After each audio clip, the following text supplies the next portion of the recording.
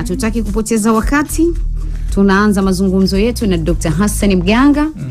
Daktari huyu wa tiba asili.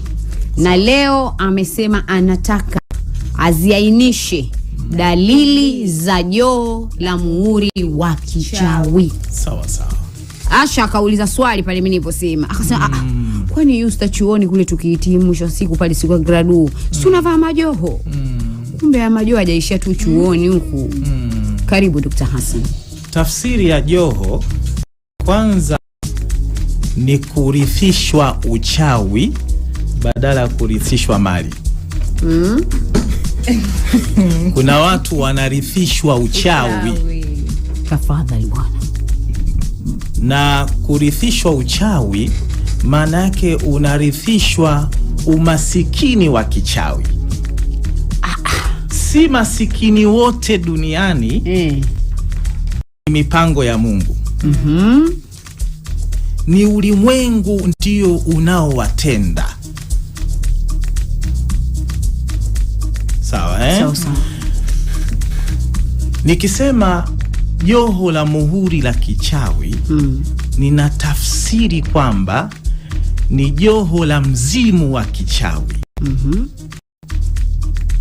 Huu mzimu wa kichawi ndio una tabia ya kukaa katikati ya maungo yako.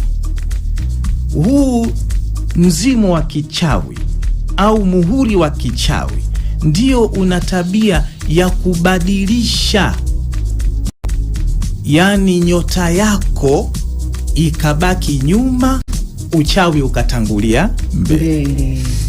Yaani baada kabla kuonekana wewe unaonekana uchawi. Sasa unapotangulia uchawi, kuna lipi utakalo ulifanya likaweza kunyooka na likaweza kupata mafanikio? Tuko vizuri Pamoja kabisa. Na ndio maana watu wengi wanahangaika mashariki na magharibi bila ya mafanikio, au wanaweza wakafanikiwa kwa muda mchache. Yani mtu ametibika anafanikiwa mwezi mmoja, ndio miezi yote iliyobaki ni mateso.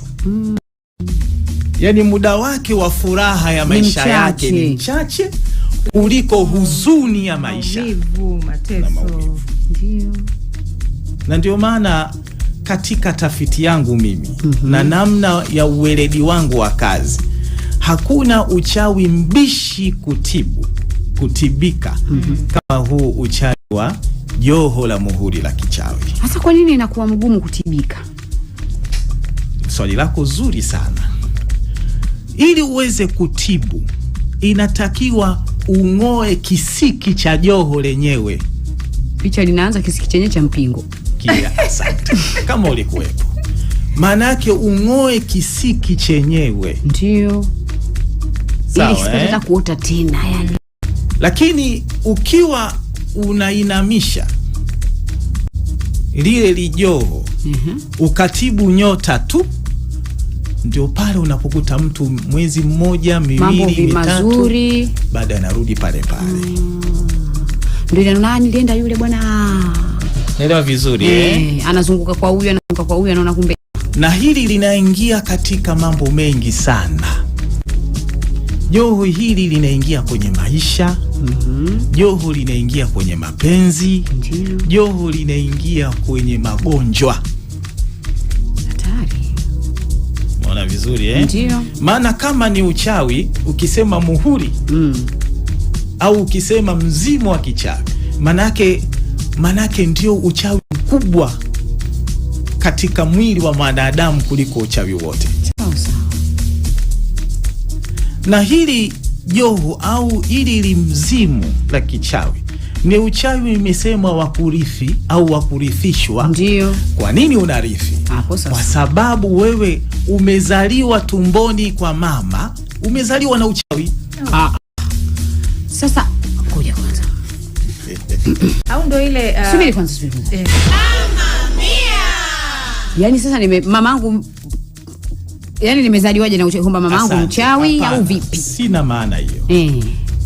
Nilizungumza kwamba asili ya mzimu au joho ni asili ya kuhama uchawi kizazi kimoja kwenda kizazi kingine. Unakuta mama mwenyewe naye ana mateso. Mama mwenyewe maisha yake magumu. Sawa? Maisha ni dhiki. Sasa wewe unarithi ule maisha magumu na dhiki ya maisha. Kuanzia ile umebebwa tumboni mwa mama yako. Unaona vizuri Ndio. Na ndio maana kuna familia nyingine unakuta hakuna mwenye afadhali. Kweli kabisa. Ukimwangalia mdogo wangu bala, ukimwangalia mama mdogo Tatiana, ukiangalia wote mnafanana maisha yenu. Hamna kumsaidia mwenzake. Kuna kumsaidia mwenzake. Sawa. Unaelewa Naam. Ndio maana nimesema kurithi au kurithishwa. Umeelewa? Sasa ndio maana nikasema hapa inatakiwa uweze kupata uweledi na ufundi mkubwa wa kung'oa kisiki cha joho lenyewe. Ndio unaweza ukangazisha yani mafanikio ya mtu kupitia nyota yake yenyewe. Unajua joho lina tabia ya kufunika au ya kugubika nyota. Usionekane kabisa. Sawa Ule mtazamo wa maisha au ule mwenendo wa maisha yako ukayumba na kupotea na ukakosa kabisa dira iliyonyoka. Ndio. Iko vizuri Na ndio maana unakuta huyu mtu mwenye dalili hizi kila anapopiga hatua mbele. Dalili sasa hizo unaanza kuzitaja. Kila mtu anapopiga hatua mbele. Mfano, nilifanya biashara yangu. Nimepata mtaji milioni 10. Mtaji huu sasa inatakiwa ni uzunguushe uweze kukua. Sawa. Badala ya kukua, wewe unapata misukosuko mpaka kiponyoke ile milioni 10 iliyokuwa nayo iishe. Unaanza moja tena. Ina maana tafsiri nyepesi dada Yusta, ina maana wewe kila siku ni wa kuanza moja. Yani mwezi mmoja mbele, miezi 7 nyuma. Hatari. Sasa haya maisha ndio unakuta mtu anaweza akafika paka uzee miaka 102 bado kapanga. Ndio. Sawa? Si kama hajatafuta huyu au si kama alikuwa hangaiki huyu, bali ulimwengu na uchawi ndio umemwandama mpaka kufikia hali hiyo. Sawa Hii ndio tahadhari au ndio dalili ambazo zipo kwa jamii. Lakini tunakuja katika dalili nyingine hata kwenye upande wa mahusiano. Ukiwa na joho hii, starehe ya ndoa, muwe na furaha Ni kweli kabisa. Sasa unarudi nyumbani, una huzuni, unalala kitandani, una huzuni, basi huzuni ije kwa muda alafu ikondokee. Wewe ni huzuni masaa 24. Huzuni juu ya huzuni. Sawa? Unajua huzuni ni nini dada? Huzuni ni kitu ambacho kipo ndani katikati ya moyo wako. Ina maana kama vile unapigwa kipapula cha moyo. Moyo unapapalika. Kipapula. Ndio. Yani moyo hauna amani. Kana kwamba kama vile mtu anakufanya kana kwamba vile kuna jambo ambalo si zuri utalipata mbele. Ni kweli. Sawa Hiki ni kipapula. Moyo uko juu, hauna amani. Maana hata ukiwasha TV unaona fujo. Ndio. Ukiwasha redio unaona fujo. Ukitaka kupumzika usingizi hauji. Tough time. Tuko vizuri? Naam. Haumwi huyu bali anaumwa uchawi. Maskini ya Mungu. Nafsi yake iko katikati ya kugubikwa mauchawi. Naona Na hiyo yote ni huko kwa mambo ya kurithi. Hii sasa ni lile lijoho. Limuguri. Sawa Kingine unakuta hata linafunga mpaka uzazi. Ukienda kupima hospitali shida hauna. Asante. Napata sana nani hizo. Na mwingine mimi nakumbuka kuna dada mmoja, yeye Mwenyezi Mungu alikuwa anamjalia kabisa anapata ujauzito. Tumbo kabisa linaonekana. Mimi mara ya kwanza nilizani kama vile unaweza ukasema masihara. Anakwambia yeye kuna mtu anamuota kutoka kwenye familia yao.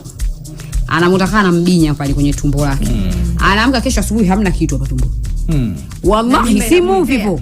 Inapotea, anakwambia akishamuota huyo mtu kutoka kwenye familia yao, anaota anamkandamiza pale tumboni. Akiamka asubuhi shughuli imeisha. Tena hapo ni mimba miezi 6, mimba miezi 7. Hizi ni dalili ambazo za hatari sana kwa jamii. Na unakuta kwa nini uzazi unafungwa. Afya ya mwili wenyewe inapotea. Ndio. Sawa? Kwa sababu ili utengenezeke uzazi, kuwe na hisia za uzazi wenyewe. Sasa hisia zinapotea, mwanaume anakosa nguvu. Unajua wanaume wengi unakuta wanahangaika nguvu za kiume, wanakunywa dawa, lakini inatakiwa ujikague kwanza. Ni kweli tatizo langu hili ni nini? Mbona mwanzo nilikuwa niko vizuri? Sawa. Unaelewa vizuri vipo vifungo vinavyokaa katika ili viungo vyako au katika maungo yako ya mwili. Sawa. Kwa hiyo unakuta hata kwa upande wa mwanamke, muhuri lina tabia ya kutengeneza ugonjwa wa vichomi katika mwili. Wamama wengi wanasumbuliwa na vichomi. Matumbo yao yanajaa gesi, viuno vinakuwa vinakaza, hisia tendo hakuna. Manake hapa kwenye koo kama vile anaona kitu linamkaba. Sawa? Lakini anatumia dawa, huyu haponi. Miaka nenda rudi. Kwa sababu asili ya ugonjwa unapotumia dawa ufanyeje? Upone. Sasa niwaambie wasikilizaji wote, kabla hujawaambia tunakwenda break hapa ya matangazo. Tutakaporejea utawaambia msikilizaji. Huyo ni Dr. Hassan Mganga, mtaalam kabisa wa tiba asili, na anapatikana jijini Dar es Salaam, Kigamboni Dege. Tunarudi hapa baada ya matangazo. Sasa tunaendelea na Dr. Hassan. Pale kuna kitu ulisema unataka uwaambie, nikakwambia utawaambia tukirejea. Sawa. Sasa tumerejea, wanakusikiliza huko. Ulitaka kuwaambia nini? Hivi sasa kuna watu wananisikiliza. Ndio. Tena maneno yanawaingia. Naam. Sema tu kwamba unapoona mipango yako, maisha yako hayana maendeleo miaka na miaka, hili si jambo la kawaida. Ndio. Asili ya maisha, unapojipinda kutafuta, inatakiwa upate. Mungu hana choyo. Yani Mungu unapofanya jitihada za kwa, yani ule kile kimvuli chako ambao ni nyota yako. Sawa Mwanadamu ana nafsi na kimvuli.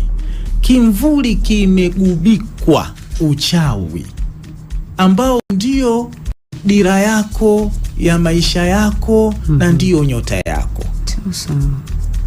Mwanadamu ana pande mbili, kuna mbele na nyuma. Ndio. Sawa? Sasa mbele limetangulia uchawi. Na ndio maana katika kutafuta riziki, mwanadamu Mungu alivyotuumba tunatembea mbele, hatutembei kwenda nyuma. Sawa. Tunatembea wapi? Kwenda mbele. Sasa mbele lishakuzuia liuchawi. Limekuzonga. Utasaminika vipi? Utapendeka vipi? Utafaulu vipi? Utafanikiwa vipi? Hatari. Tuko vizuri Naam. Na ndio maana unakuta yani watu wanateseka katika maisha yao. Kwa kweli nazungumza kutoka moyoni, watu namna wanavyoteseka ndani ya maisha yao. wanatafuta msaada wapi nijibabadue.